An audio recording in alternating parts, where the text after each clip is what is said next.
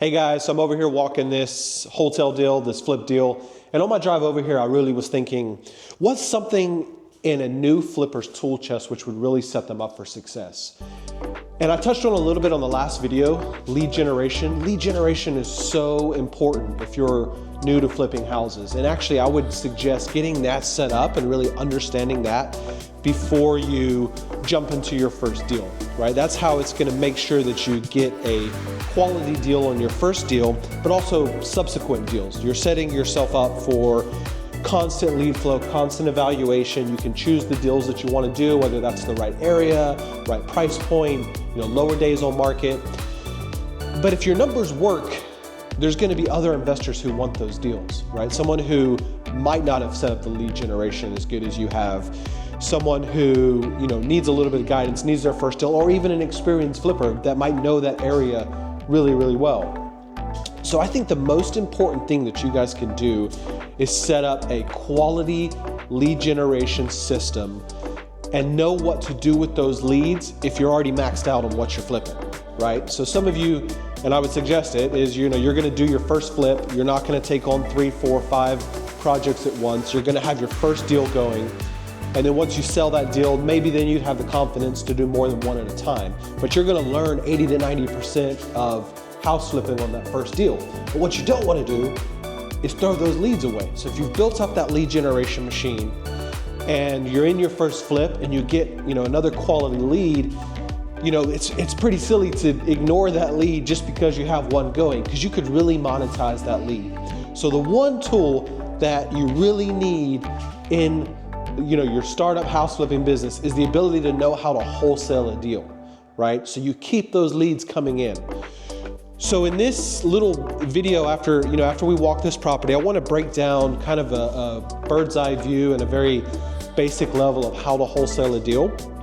And that'll mean that step 1, get your lead generation rolling, right? Step 2, if you're already maxed out and you're doing as many flips as you can at that time, learn how to wholesale those deals and make money off of them.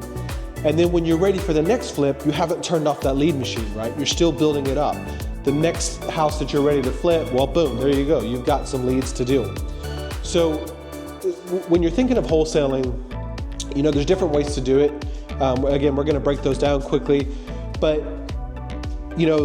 what I would suggest is, and what I'm gonna cover is going over the Texas contract, the TREC contract. Now, it's a state promulgated contract. It's what every single realtor uses. And if you watch my last video on using realtors as your lead generation, you'll kind of understand why I've always used the TREC contract. But you can find your state contract, right? Whatever state you're in, they're gonna have a promulgated contract that all the realtors are familiar with using. And that's really why we use it, is for the familiarity and the trust of using it when you're presenting it to those realtors, right?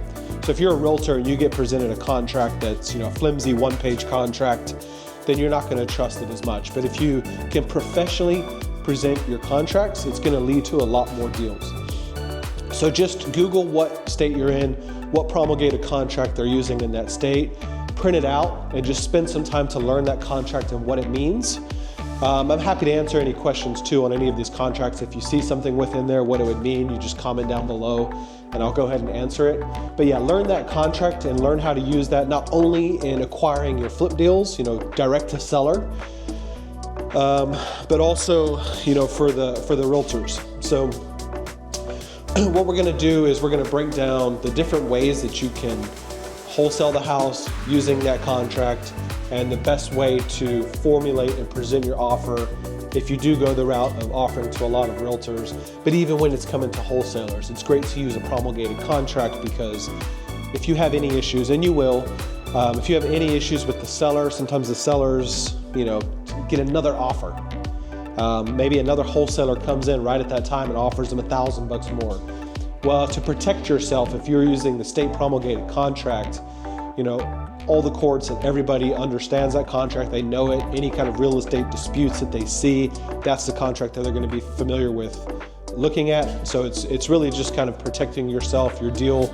If you've spent money on or time getting that deal, you wanna make sure that you don't lose it because you didn't use the correct format. So yeah, we're just gonna break down quickly the different ways to wholesale a deal, the different ways that we calculate our offer. We would use the same calculation whether we're doing a flip or a wholesale deal, but this is definitely a tool that you need when you get into house flipping. So really you have two ways to wholesale a deal. One of them is called an assignment, and one of them is a double close. So an assignment is just assigning the rights of your contract to the end buyer. A double close is actually when you're closing on the property and then reselling it. And there's positive and negatives to both. So an assignment contract, let's say you get your state promulgated contract. In Texas it's the TREC.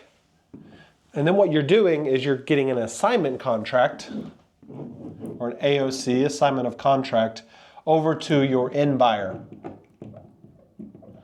And to be able to do that, what you need on your TREC contract is you need to have the verbiage that allows you to assign it. So let's say Joe buys houses and or assigns. Now if you put that on the buyer line, it allows you to legally assign this contract to your end buyer. Now if you didn't want to have that verbiage because you're presenting these to a realtor, you would just leave that off. It would just be Joe buys houses. Now when Joe buys houses closes on this deal, what you're going to do instead of this assignment contract is you would create another TREC contract for when you sell it. So let's say we purchase this house for $60,000. For double closing it, let's say we sell it for $70,000. It's two separate closings, right? Now you don't have to have that $60,000. You can use something called transactional funding. So a lender will come in and they'll fund that $60,000 and they'll get paid back once you sell it for the $70,000, then you make the difference. An assignment, you wouldn't need transactional funding because essentially what you're doing is you're selling the rights to this contract. You're assigning them to this buyer, right? So that $10,000 here is just a flat $10,000, but you're gonna see it on the closing statement, your seller's gonna see it on the closing statement, your buyer's gonna see it. There is ways around it where you can do something called a blind HUD, but a lot of title companies won't like to do that. They like to have everything disclosed. So if you're making a big fee, you might want to consider double closing it. But you know, to be a lot easier, it's much simpler to assign it. You don't have to bring in a lender. You don't have to use transactional funding. So what I want to cover is, what do you need when you're structuring your offer? The most important thing you need when structuring your offer is to look professional, right? Especially if you're going on the advice I took where you're creating that lead generation system through realtors. So by looking through professional, if you had your TREC contract, if you had a proof of funds, this is going to help you when you submit it, right? Because the realtor is going to know that they're using a contract they're familiar with. They're also going to see that you have the ability to close it and you spend some time and effort preparing this offer. Okay? So this is still applicable for wholesale. Now, when you buy a wholesale deal, you're buying it at a premium. The wholesaler is going to be marking that up to make their fee. But they also went out and they did all the grunt work, right? They got belly to belly with the seller. They worked with the realtor. They got the deal under contract. So they're going to more than likely be selling it higher than, the 70% that they got it at. So we'll take some rough numbers. Let's say a property had a $250,000 ARV. Let's say it had a $60,000 rehab, right? So using this formula, what am I offering on there? What am I sending my TREC offer, the TREC offer, and the proof of funds? So 250 times 7 is 175 minus the 60,000 equals 115,000. Right? So that's my offer, 115,000. Now, as I mentioned, if I wasn't going to keep this one to flip, but I still wanted to monetize it because it was a really quality lead, how am I going to wholesale it? Well, I'm going to use that assignment contract if I'm going to assign it, or I'm going to use the, without the verbiage in the TREC contract to double close it. So now I'm going to price this to a seller at 75%, okay?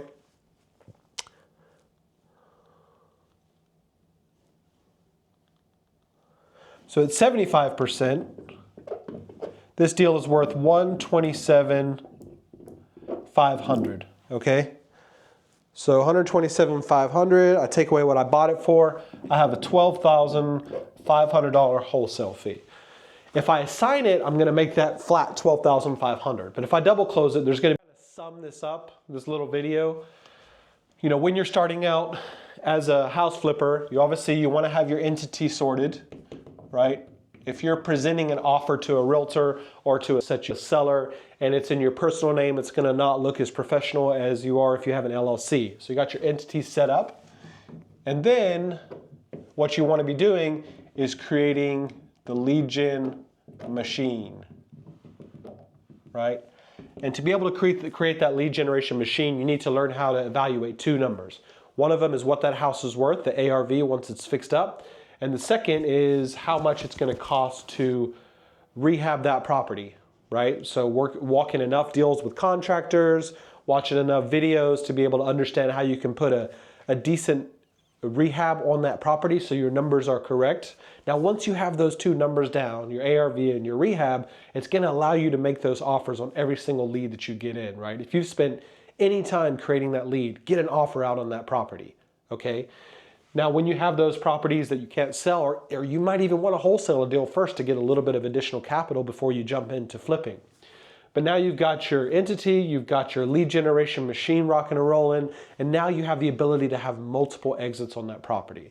I know a lot of you, your end goal is to flip houses, but if you can get more leads in and end up wholesaling one or two deals to increase that capital back into your new LLC, put that money back into marketing, that's really an awesome tool to set you guys up for success.